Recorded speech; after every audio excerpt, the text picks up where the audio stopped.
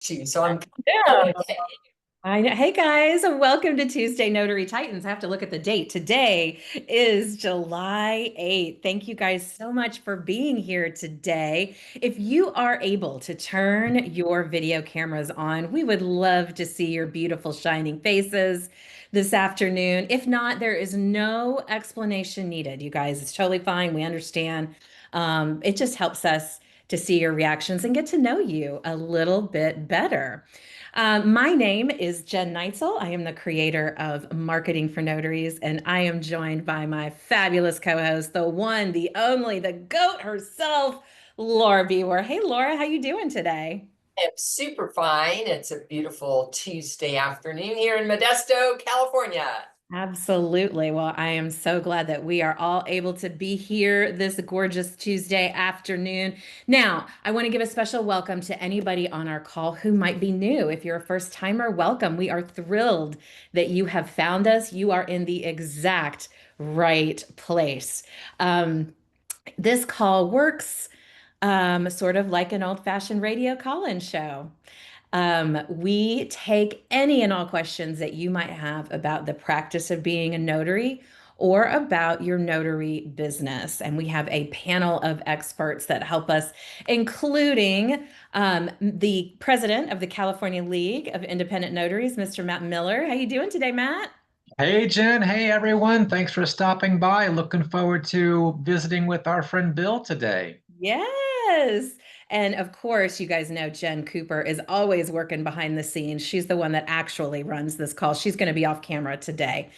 All right, guys, we have a very special guest joining us today, and we are going to get to him in just a couple of minutes. I am going to just make some quick announcements for all the rules and all that stuff, how the call works, room etiquette, all that stuff. Please check the chat. It will be uploaded there for you. Very exciting news. And Bill, I'm so glad that you specifically are here today to hear this news. My book will be available beginning July 14th. Woohoo, you guys, it's coming out finally. But if you want to get a preview of it, I would love for you to take a look at that. The introduction and the first two chapters are free to you to read. Please check the link in the chat. All you have to do is go to that link and sign up, and you will instantly get the first two chapters. There's a couple of events I want to talk to you about. The first one is in September. It's called the Empower Notary Summit. It's happening in Dallas, Texas, where I live, September 20th and 21st. It is not specific to Texas notaries. Any notary from around the country is welcome. It's a fabulous concert. The link to register for tickets is in the chat. And lastly, this weekend, and I'd love for you to drop me a one in the chat if you are already registered to go to the Strength and Signature Summit out in Venice, California. It's happening this Saturday, July 12th, from 12 to 5. And you do not want to miss this purpose-filled event. All proceeds go to help fire victims in Southern California. So this is an important event. And I am very proud, and I know, Matt, you are as well, to be a sponsor for this event. Okay, guys, let's get right to it. Today, we have invited the former co-host of this call, Mr. Bill Soroka, to join us to talk about what he is doing now post Notary Business Builder in his amazing high performance notary community. And just on a personal note, you guys know that Bill and Laura and I are friends, and he and Laura co-hosted this call for 5 years. Am I right? Probably or I more. think it was 7 or 8. I was just doing the math on it. Yeah. So a very 17 or long time. 18. So a very long time. So Bill, welcome back to TNT, and thank you for taking the time out of your very busy schedule to be here and come hang out with us today. Yeah, well, thank you very much. It's absolutely my honor to do so. Thank you. And Laura, thank you for inviting me here. And I'm so glad that the two of you are continuing this amazing service to notaries with this weekly TNT call. And it's really good to be back to Tuesday Notary Titans. I can't even remember the last time I was here. I mean, it's been a really long time, and this place has a special place in my heart. And I think it was 7 or 8 years ago. I can't remember if it was 2017 or 2018 when I started this with the incredible Carol Ray. And then we continued on with Laura as part of our Titans. And then, of course, Jen Neitzel as well. So it's kind of wild to be sitting here today as a guest. But I'm grateful and I'm excited to share a little part of my story and some tools that might help you right now, especially this is the part of the story that doesn't usually make it onto my highlight reel, right? But it's about the pit of this business. When I nearly quit shortly after starting my business 13 years ago. And maybe you can relate to this because this was the part of my business where I was just winging it, where you wake up every day knowing you should be doing something to grow your business, especially marketing, but you don't. And for me, marketing felt intimidating. It made me nervous. I was also intensely introverted, and I didn't know what to say, what to do, and I didn't want to come off as pushy or fake. And because I didn't have a plan, I got stuck. I was unclear on what to do on any given day. So most days, I just didn't do it. And that created a downward spiral. This business that I believed in, this notary business, was on the teetering point of becoming my 27th failed business. And that thought took up a lot of real estate in my brain. So I got depressed. My confidence was shot. And as you may know for yourself, it's really hard to show up cheerful and optimistic to a networking meeting when you have the weight of the world on your shoulders. But soon something started shifting inside me around that time. My head was clearing a bit thanks to the Miracle Morning and Hal Elrod. And it created space for this simple business plan I had learned years earlier from a guy named John Asseroff. And I've resisted business plans my entire life. They're too tedious. They take too much time to create, and most of them fall apart the minute life punches you in the face out in the real world. But this one was different. It had just 3 pieces, and it helped save my business. So I'm going to share my screen here for just a moment. Quick presentation just to help you. Now, I don't share my presentations typically, so please feel free to take a screenshot, take a picture of anything that is helpful to you. I believe you can see my screen now, right? Yes. Beautiful. So 3 pieces. Step 1 was the gap analysis. You look at where your revenue is today and you compare it to where you want it to be.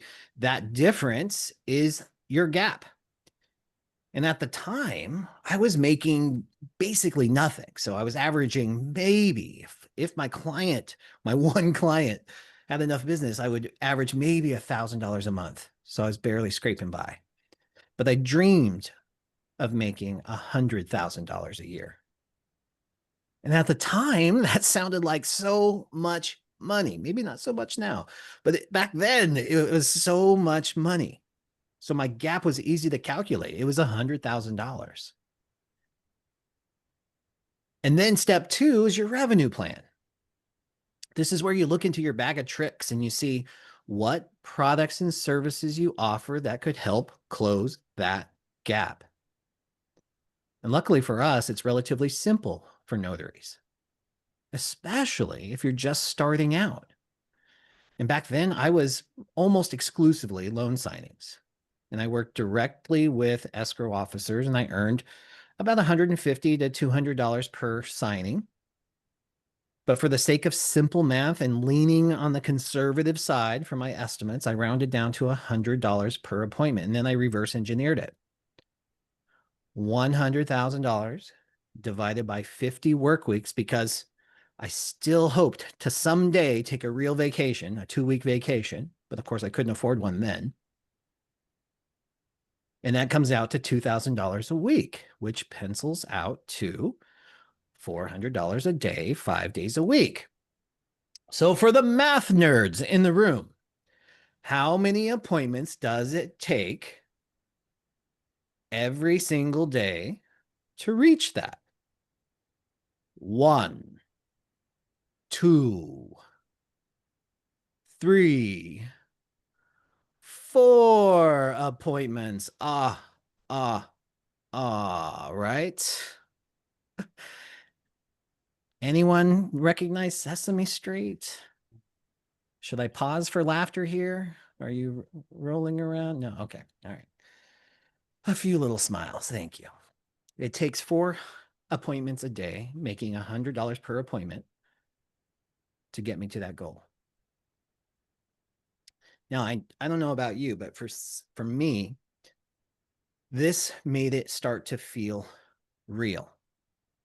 It wasn't just a pipe dream anymore. 100,000, I'd never made that much money in my life. I had no idea how to do it. But if I can make $400, 4 $100 appointments, then I could figure it out. So I had my gap, I had my revenue plan, but then what, right? How was I actually going to make those 4 appointments happen every single day? And that, my friends, is called the sales process map, which is just a fancy way of saying what specific activities will you do each day that lead to new clients, new appointments, and new money. It can be simple. It can literally fit on a cocktail napkin. And trust me, many of my best ideas have been sketched out on a cocktail napkin.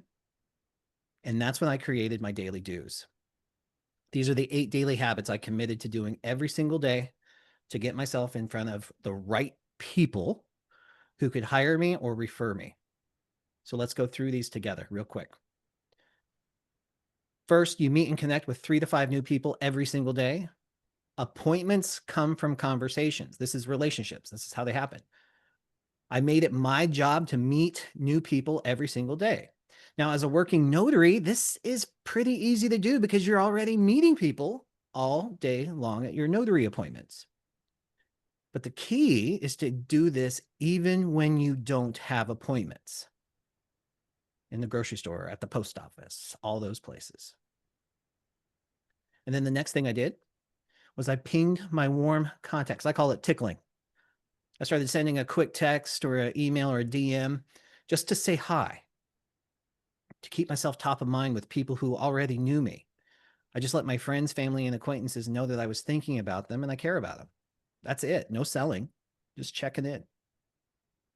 This keeps your list warm so that later on down the road, if you were to decide to reach out and make an ask, you're not coming out of left field and out of touch.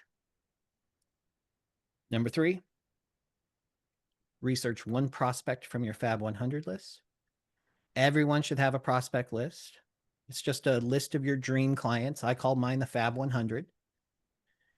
And I'd spend 5 minutes getting to know a dream client better so I could personalize my outreach, which brings me to daily do number 4, which is reach out to prospects. There's nothing spammy here. This is how you create genuine, useful relationship starting messages. And then you use the information that you learned in your research and a great value statement to get a response. And then you have to follow up. This one's huge. Most notaries don't follow up, but follow up is where the magic happens.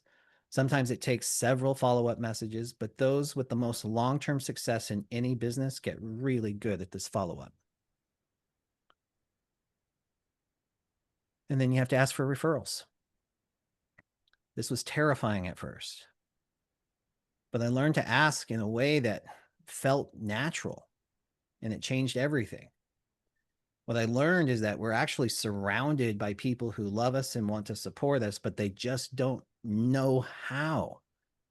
So when you ask for a specific connection, they get prompted on exactly how they can help. And then number 7 is attend a networking event. Hint, you're in one right now. Tuesday Notary Titans is a peer networking event. You have an opportunity to connect with notaries around the country. So you can do this virtually and in person. Just show up, be present, be useful, bring value to the conversation. But what you want to do is toggle your events between peer networking groups or meetings like this with other notaries with client getting events. So you're actually in the room with your ideal clients that might hire you or refer you. And that gets us to number 8. Create or engage with one piece of content.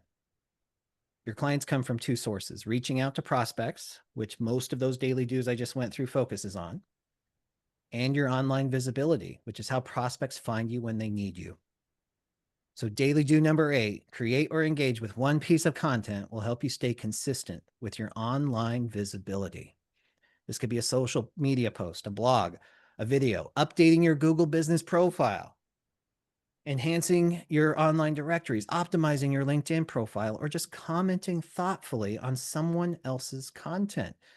Engaging with your prospects' content properly can be even more effective than creating your own. Your goal is to stay visible.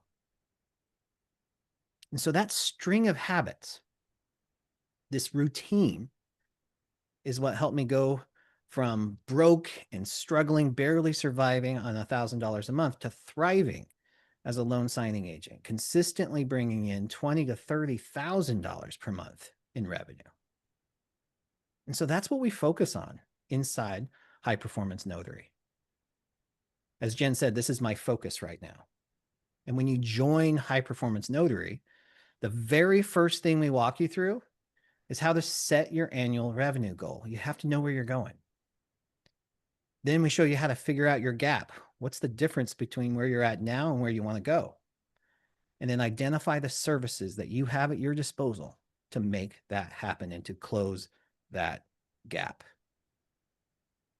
And then we build out your sales process map using these daily dues that are customized to the specialty you're focused on. And right now, inside of HPN, we have a specialty trust delivery agent and estate planning module or a daily due list, apostille agents, and of course, our legacy vault notary partners. So that's 3 of the 5 most lucrative specialties under the notary umbrella, and we got more on the way. And then we spend every single day executing that plan together. So you don't have to wing it anymore. You don't have to guess what to do. You don't have to do it alone, for sure. We have an amazing community. If this is the kind of structure, support, and momentum that sounds good to you, I'd love for you to jump in, check it out. I give you a free 7-day trial just to check it out. See if this is the accountability, the consistency that you've been looking for. So you can hop in, get a feel for it, and start building your own revenue plan and your own routine. And of course, I'll drop a link in the chat. You can use the QR code on the screen or just visit notarycoach.com/HPN for High Performance Notary. So thank you for giving me, I hope I kept this to 12 minutes. Jen, did I do good on Great that? job. Okay, thank you. It's been a real full circle moment. I love it. I'm honored to be here, and I'm going to hang out and be available for questions as well. Oh, that's awesome, Bill. Thank you so much.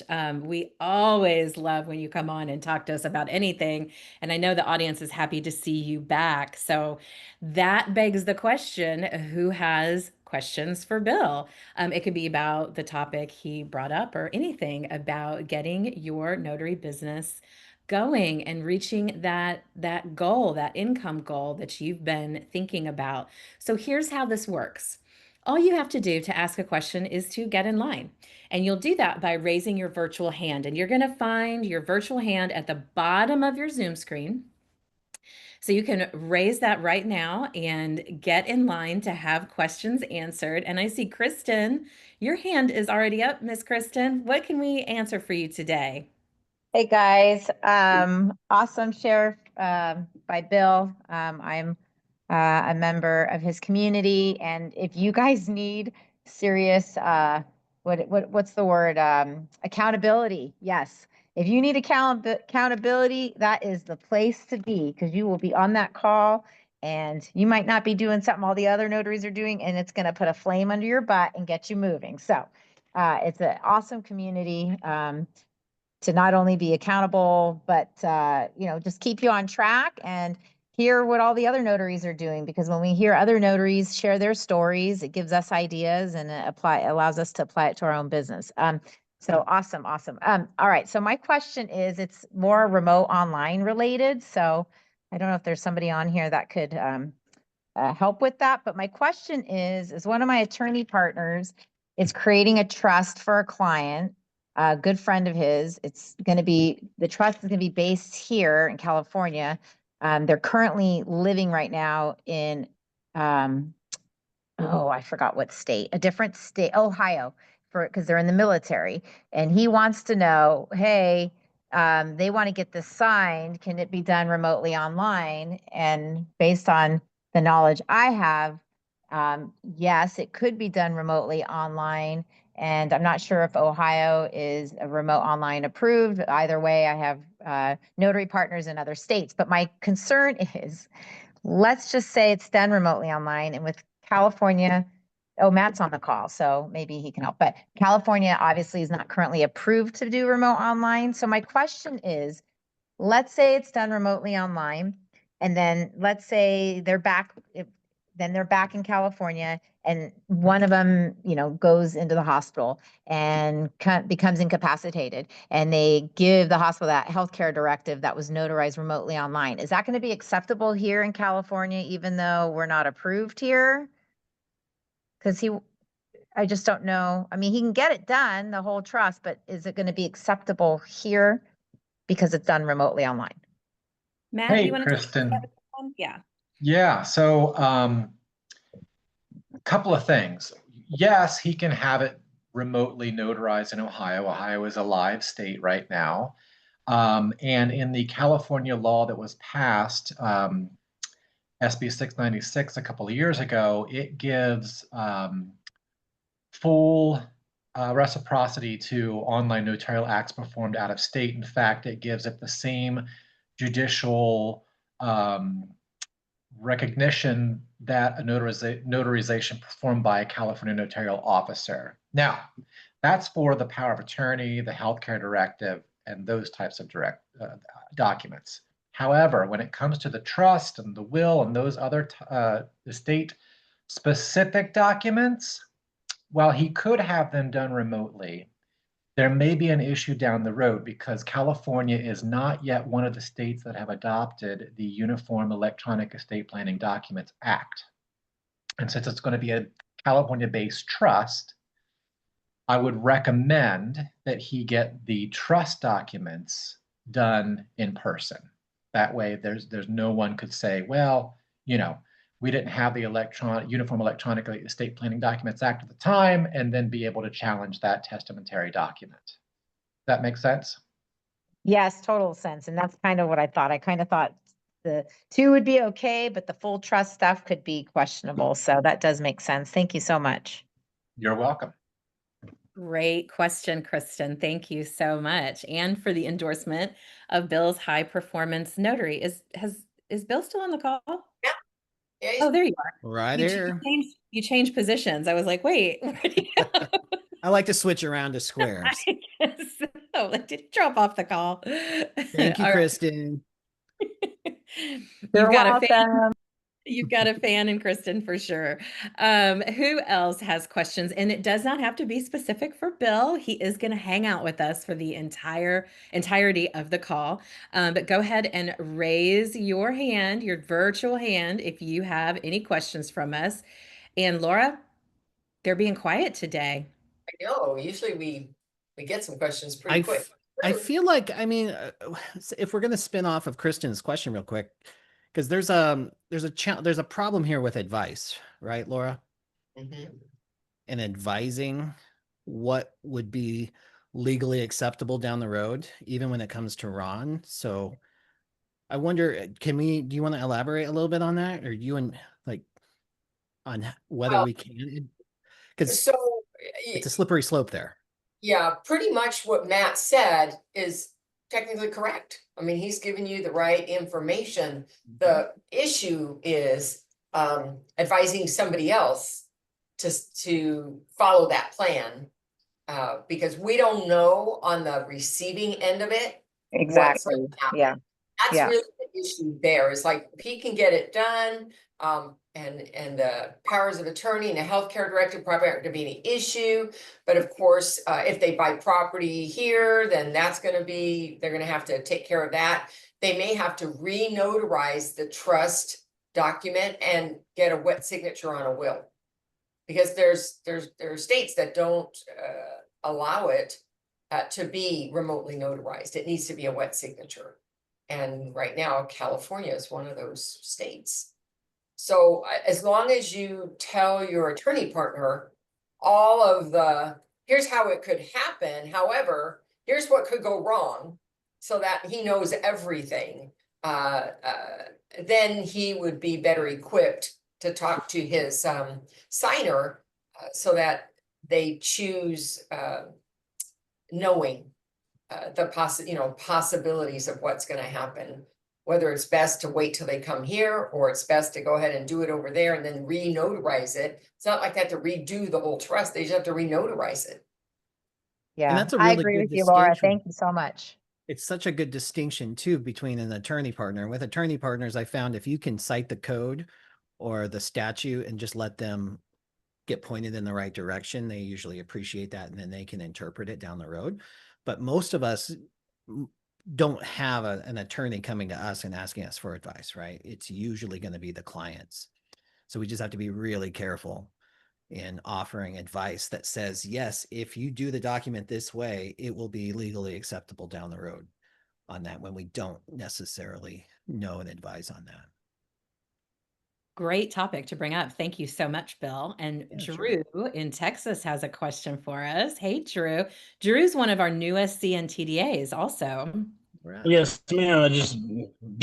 I just finished my test with Bill's thing on yesterday, actually. I believe it was Awesome. yesterday. So appreciate it. A lot of great information. I'm gonna follow that. I'm gonna try to follow that to the T, actually, and see if I can get some stuff going on around here. So my question is, I did see something online, and I was kind of wondering if it's a good idea or if it's kind of tacky. If Okay. I've seen people that make they make their loose leaf certificates. They have them pre-printed out, and on the bottom right-hand corner, they have their emblem on there, their information. That's like that's a good idea. Then I don't know if that's kind of like a sleazy or kind of no, unprofessional way to do that. Is that something that's will be a good Laura, idea? you want to take Laura, this? Yeah, I do. So I have my own branded acknowledgements and jurats, and I've never had any pushback or any issue with it. And it's been helpful in clients locating me later on when they needed something else notarized. That's one of the ways. I have more than one way. The other one is I have them put me in their phone as Notary Laura. So one way or the other way, they're going to find me. And there's other people on this call. Matt, he also does that. Yep. Jeff Clark does that. So there's quite a few notaries that do that. And it shouldn't be overwhelming on the certificate. It's down in the bottom. Right. Just information with your logo. Okay. I just make sure that was like acceptable, or if that was not, No, I'm glad you brought that up today. That's a great question. We haven't had that one in a while. So thank you, Drew. Thank you. Terry Joe, remind me what state you're calling from. I'm in Florida, Florida. and What is your I'm not question for sure us? if y'all can help me with this one because it is a Ron question as well. I had a potential client yesterday for a Ron, and the platforms charge like $25 for their first page, and then like $5 for each additional signature and such. And so I quoted him those exact prices. And he said, no, you can only charge $10 per notarization. That's the Florida, what you can charge per stamp. Okay. Now I've had feedback say, well, I've had some notaries tell me, no, that's per notary. Basically, that if the person has 10 signatures, you're acknowledging all those signatures. His feeling is you can charge $10 for each of those signatures versus $10 just for the stamp. So I'm getting some feedback on just how we interpret the laws. Yep. Matt, do you have an answer for this one? I sure do. Oh. So Florida's fee schedule is as follows. So in-person traditional notarization is $10 per acknowledgement, jurat, or verbal oath or affirmation given. $10 per. That's in person. Online notarization or remote online notarization is $25 per notarial act. Your state has a two-tiered fee system for in-person versus online. In most states across the country that have adopted RON and are live with RON have a similar two-tiered fee structure. Not all, but most. But that is the case in Florida.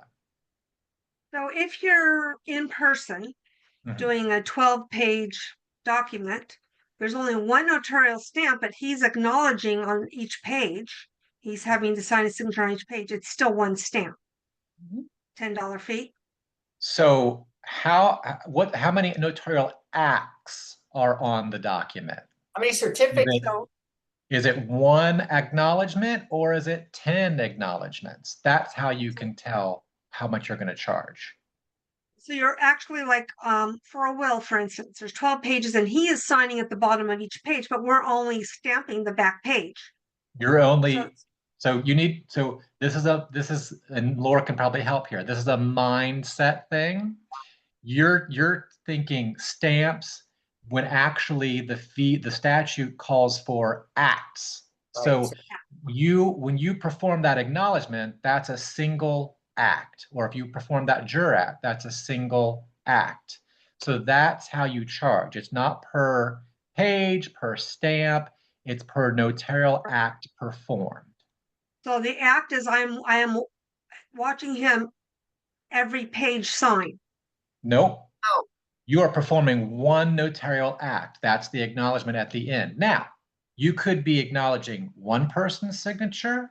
You could be acknowledging two persons' signatures, and that would be two acts because you're acknowledging two signatures.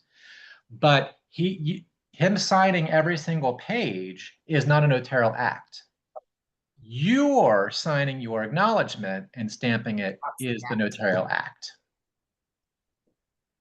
That was my confusion, is figuring out what does the act actually mean? Does that clear it up for you, Terry Jo? It is. Thank you very much. Thank you so much. Great question.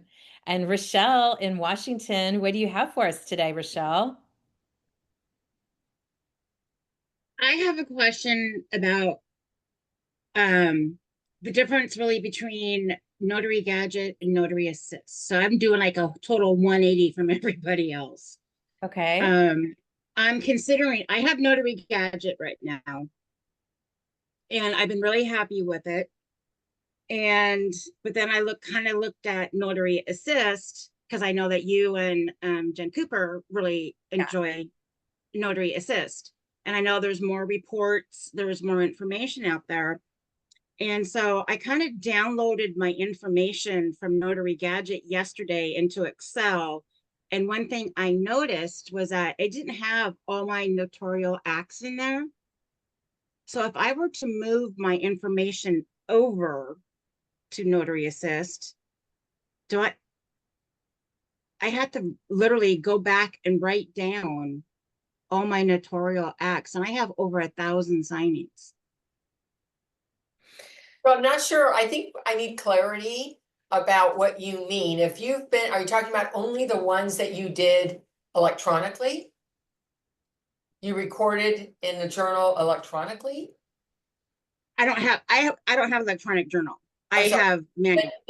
The gadget is your bookkeeping.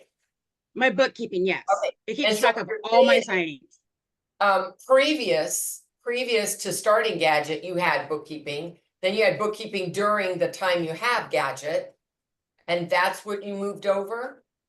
I haven't moved it over yet. I just downloaded all my information into Excel to see if I'm considering moving over to Notary Assist. But I don't know, because these are like 21, 22, 20, these years. Do I just need, I guess my question is, do I have to transfer over those notarial acts? Because I only need that for my income tax purposes. You only need to move over what you need. So if you want to move over this year, you can just move this year. If you want to move over whatever you've got, however far back you have it, you can move all of that over. But it sounds like you have stuff even before Gadget. Is that correct? Yeah, I typed it all in. I had to Okay. go back. So I I typed don't- in all my stuff. So Notary Gadget should allow you to download every single act, or excuse me, all your information, all your bookkeeping information, however you're recording it. I know when I don't use Gadget, I use Notary Assist. And there's a place for me to note how many documents I handled, how many notarizations there were associated. So if I were to download, I would get all of that information from the day I started. It doesn't. I looked at it, the format of it yesterday when I was looking at Excel, and it doesn't have how many acts I perform. So that was my, So I have a couple recommendations. One is you certainly can talk to Sue Hope of Notary Assist and tell her, because people have moved from Gadget over. You're not the I just first. put her email in the chat, by the way. Yeah, Oh, and I'm so doing the same, yeah. helpful in discussing what would be involved and what you'll be able to keep or get. The other thing is, if you're currently using Gadget and it is it not keeping track, or it's only not downloading it? it's keeping track, it's just not downloading it. So she might have some answers for you there, and if not, I go back to Notary Gadget to say, I downloaded my information into a spreadsheet. How come all of it isn't downloading? What's the issue? Okay. Because we're not the designers of Notary Gadget, so we're not gonna know that. Right. I was just wondering if I needed to, if I did transfer over all my information, if I had to have that notarial act information. Well, for your bookkeeping, it just depends on, are you planning to take the federal exemption on the self-employment tax? So I think the better person to have this conversation with is Sue Hope, who has Okay. worked with people who have moved their stuff from Notary Gadget over. And Rochelle, her email is in the chat for you so that you can reach out to her. She's wonderful. She will be happy to help you. And Sue, I'm reading in the chat, she's done it with a few people on this call where she's migrated. Her. So Yeah, I remember meeting her at the conference. She's like, I already met you because I sat by her at dinner. We went at the Yes. Mexican restaurant. Yes. And so yeah, I was just wondering. So I got to get my taxes done one of these. Before I can buy a car. So, but I did find a car. Yay, good. I'm glad to Yes. hear it. Yes, Thank you so much, Rochelle. And hopefully Sue is able to work out your issue. And Terry Jo, do you have another question for us? Yeah, I was looking at this last night. I'm trying to get a CRM, a client relation manager email thing, so I can automatically send out my emails, put everything up for what day I want to send them out. And I don't know who to go to for that. A great question. So what is your budget for that, Terry Jo? My budget's called a credit card. That's not real That's what money, I've been- Terry Jo. That is not That's real what I've money. been living on this year as I'm building my business. So there are so many different CRMs out there, so many different, and I want you can something get easy to use, but sure. And encompasses that's one thing. and easy to use is like beautiful. It's in the eye of the beholder, right? Because everybody's technical skills are different. So let's do a little poll, shall we? A TNT poll. And Jen Cooper has already put in the chat, MailChimp and Constant Contact are a few. But here's what I want to know from our TNT family. What CRM, customer relationship manager, do you use? Is it an Excel spreadsheet? Is it HubSpot? Is it the LSS CRM, which is actually Go High Level? Is it, let's see, what else is there? Bill, what do you use? I wouldn't recommend what I use. I use Kajabi, but I just wrote an article about this. I'm just going to post it in there. And there's some Sure. really simple and free things that Mhm. you can use, especially if you're not used to email marketing. Just go super simple. If I was just going to make one recommendation right now, it would be go to Constant Contact. If you're an NNA member, you get 25% off.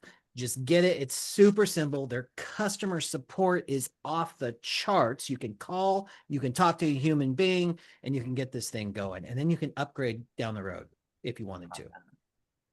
Awesome. So there's some, That's been my challenge, is keeping those emails going out until the follow through gets lost. Terry Jo, do you have a marketing plan? Yes and no. So Okay. I've literally this last 2.5 months, I have been so busy getting called out here and there. I've exceeded my Wonderful. goals. And then the last 3 weeks, it's been like real low. So, Welcome to entrepreneurship, Terry and I, Jo. and I have a new Welcome. attorney. I hooked up with my 4th attorney today. So I'm excited about Congratulations. that part of it. But Mm. It does sound keeping like that it's email, that time. marketing going is It's my weakness.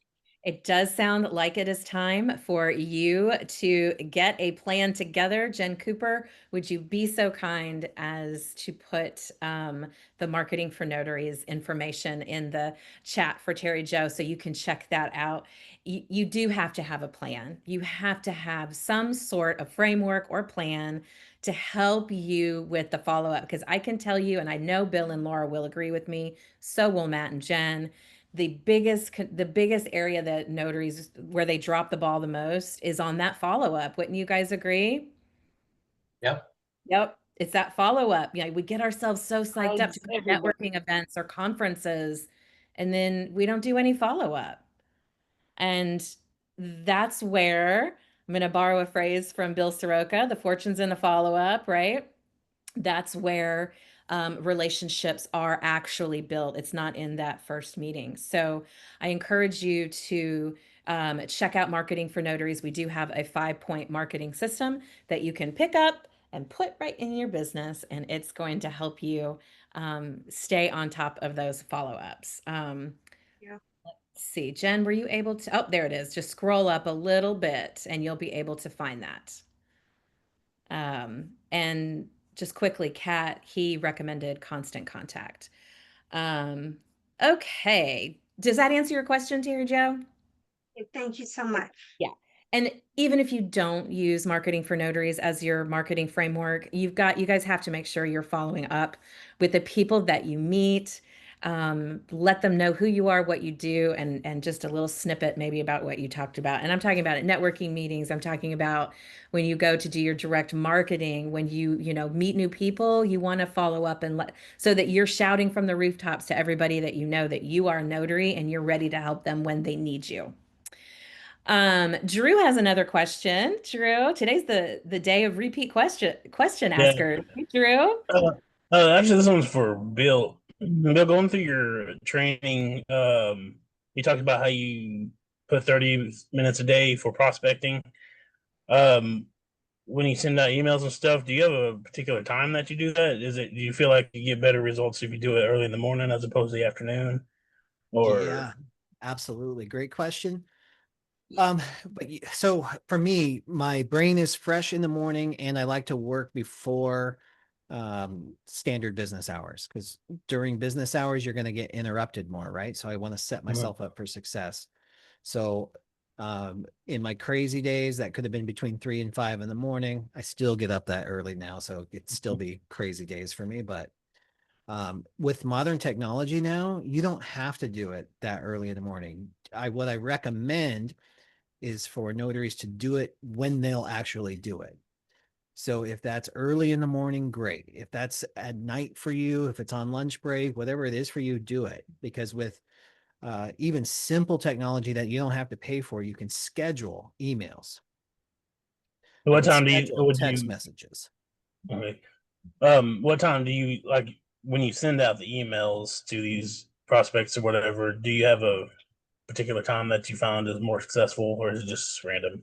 Another great question. So here's the thing. You look this up, and there has been a study done on every single 15-minute time segment, I think, in a business day. It's all crap, because people are just every industry, every person, everything's just different. So what they typically recommend is Tuesday, Wednesday, Thursday between 8:30 and 11:30 in the morning. But if you're working with a nationwide audience, then that's out the door anyway, right? So it doesn't even matter. So I recommend you just send it when you send it. The beautiful thing about text messages and emails is that people will read it when they have time to read it. They're in control of their own inbox. So across the board, I have not found that there's one particular day or one particular time that works better enough significantly to worry about it. Okay. I appreciate it. Yeah, And you bet. Drew, Great questions. if I could piggyback, Drew, I would say that you can. I know you're just getting started out. I encourage you to keep that information, keep some stats, keep the data on when you're sending things and the kind of response you get, because you know your audience is going to be different than my audience, is different than Bill's and Laura's. So, you know, if that's something that you want to dive into as you start to send these emails out, you know, you can keep the stats on and look at the analytics of those emails if you're using a CRM, a customer relationship manager, which is another reason I encourage people to get that. Okay. All right. Thank you. Laura, do you have anything you want to add? I think you guys covered it pretty well. Awesome. Well, we've got a question from Susan. Susan, tell us what state you're calling from. Hi there. Hey, I am in Colorado. Hey, what can we answer for you today? So I have a question. A few weeks ago, I served as a witness. It was a seller who was here in Denver, Colorado, and they were selling a property in Florida, which required two witnesses for the deed. And so there was the signing agent, and then there was myself as one of the witnesses, and then another notary that was serving as one of the witnesses. And the signing agent, she happened to mention that in Colorado, a notary is not allowed to serve as a witness to a document that they're notarizing. And that's why there were the two witnesses. And I've studied the Colorado Notary Handbook. I mean, I've probably read through it 3 or 4 times, and it doesn't cover witnesses at all, let alone, you know, that particular rule. So I was wondering, how did she know that? And where can I find this information if it's not in the notary statute? Laura, do you want to take this one?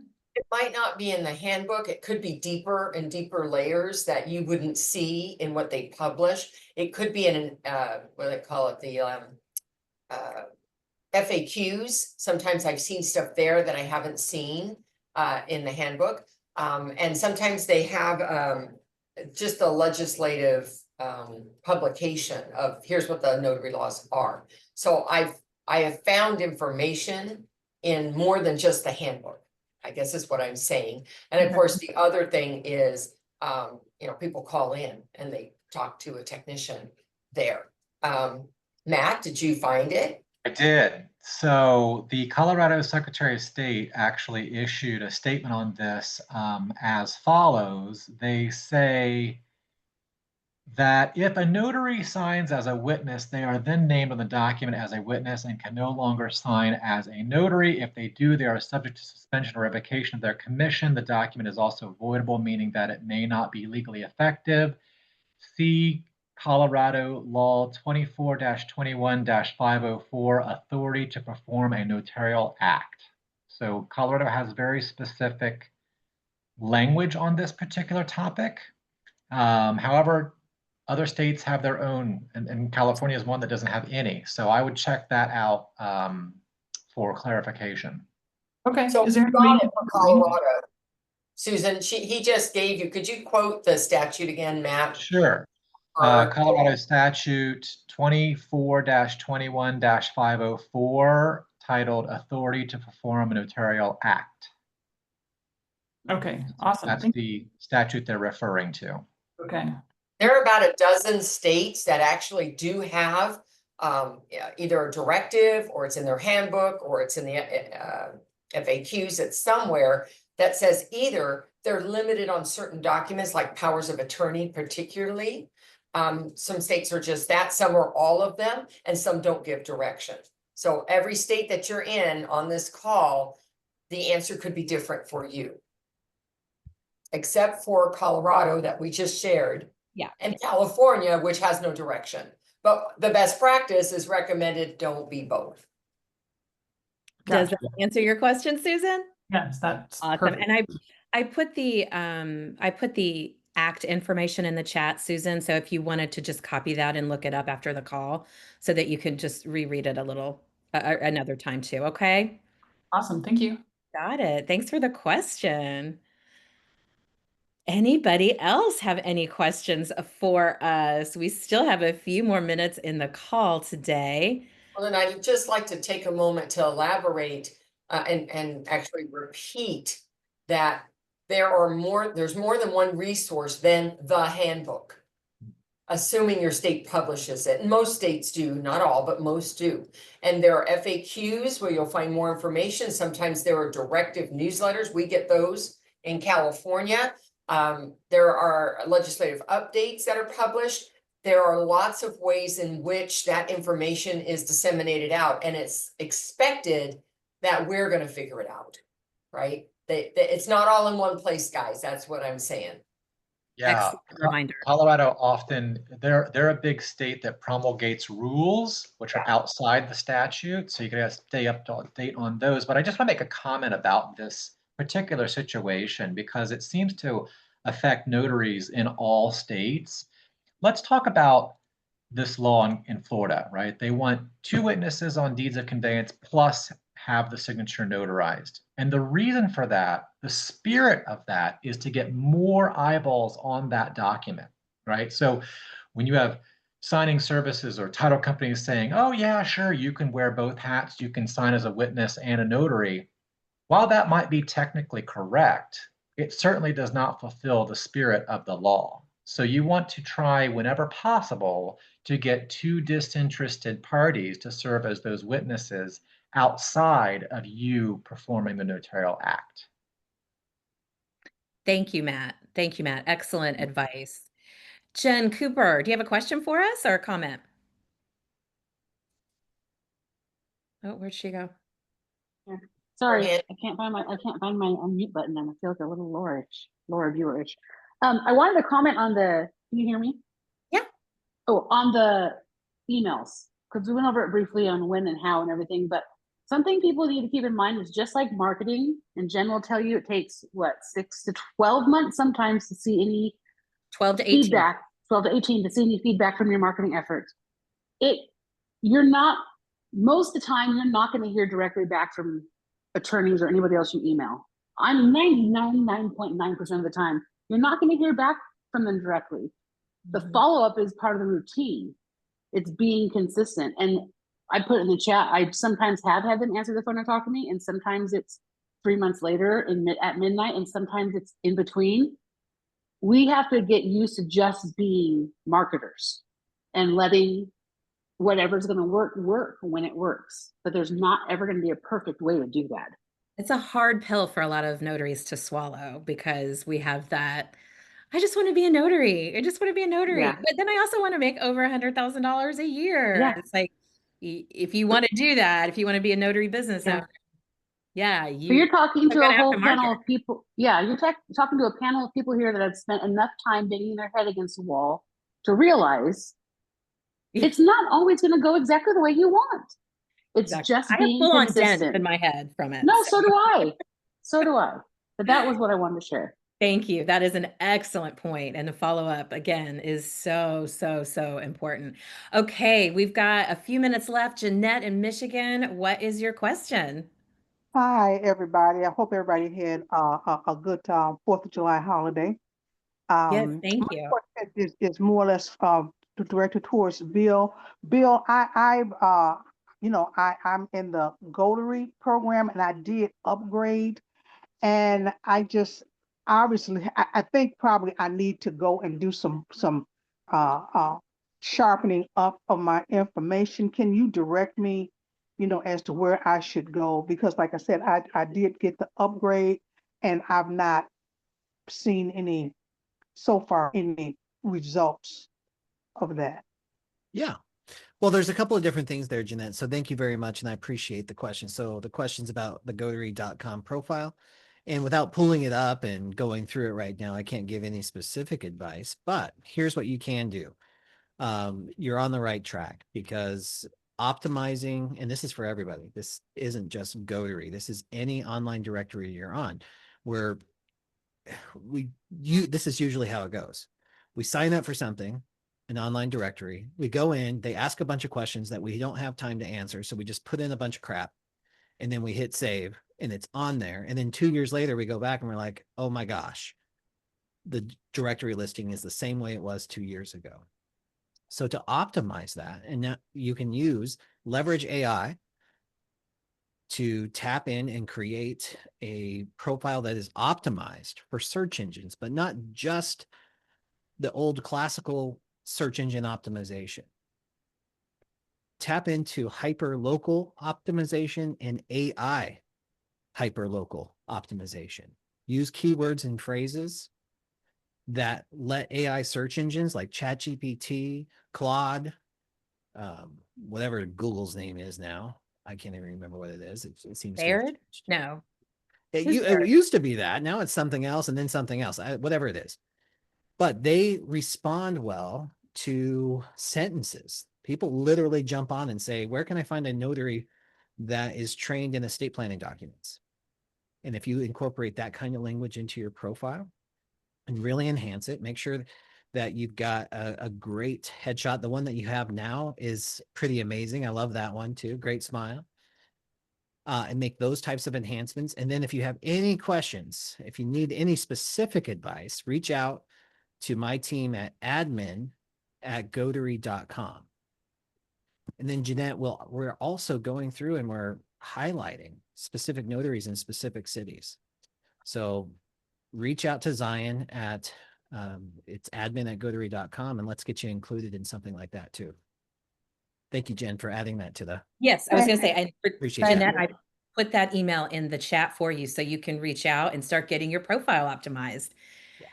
Awesome question. And our last question for today comes from May. May, tell us what state you're calling in from. Hi, everyone. I am in North Carolina. Oh, hold on. I'm confused. There she is. Okay, you were talking and my screen still had you on mute. I'm like, how is she doing that? Anyway, sorry. It's like, Oh, what, is somebody else talking? Anyway, May, what is your question for us today? okay. And just to go back to what was being said about the North Carolina or the notary and not being able to be a witness because of your state, I had been going back and forth with a signing agency who wanted me to be a witness on a document. The documents were in the state of Florida, and they required 2 witnesses as well. And she was telling me that I could be a witness on the notary because I asked her, did she plan to provide a witness fee for this, or did I need this to be reassigned? Because in North Carolina, I cannot be the notary and the witness. I just want to make sure that me telling her that I even gave her the statute. It was North Carolina General Statute 10B 20C 5. And in the state of North Carolina, we cannot be a notary and a witness on the same document. So these documents, again, were in Florida. And so I ended up having her reassigned because she was standing on I could be the notary. I mean, and the witness and the notary.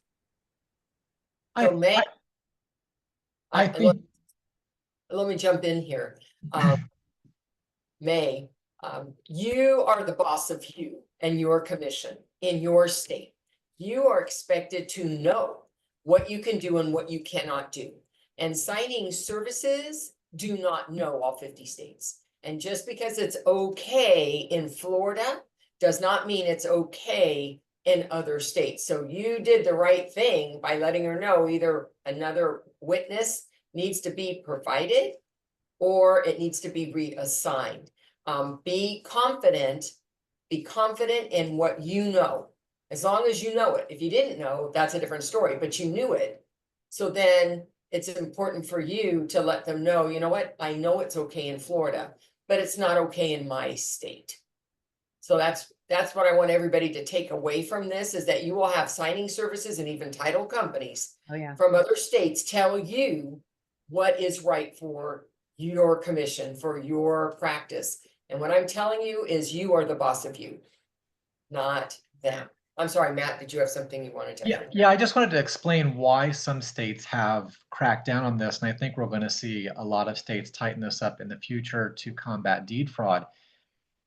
The Colorado Secretary of State specifically, and I think the North Carolina Secretary of State as well, considers witnesses to be a party of the document. So you can't be a party to a document that you are notarizing, in other words. So that's kind of the reasoning or the thought process behind why some states have said no way, no how, and other states just have not addressed it yet, but I think we will see them address it in the future. Yeah. Okay, good. Thank you so much. Thank you, May. That was a great addition to that conversation. Well, guys, we're out of time. This hour went by like that. And as you know, normally every single week before we say goodbye, I put Laura Buer on the spot and ask her to close us out. But since Bill's here today, I'm going to do that to him. I just saw him roll his eyes and go, thanks, I'm Jen. about to leave the room and you're like, So, Bill, could you give us just a quick little word of wisdom today before we close out? Yeah, absolutely. Guys, to take the time out of a busy afternoon to learn, expand, and grow is special. You can tell, there's 4.5 million notaries in the country and only 76 or 82 of them are on today's call. So you are special. So I honor you for growing yourself and your business on a Tuesday. Thank you for being here. And thank you, Jen and Laura, and Matt and Jen Coop, for inviting me back on and sharing the stage with me. I love seeing you all again and hope to see you again soon. Enjoy the rest of your week. Bye-bye. Loved having you back, guys. See everybody next week. Bye.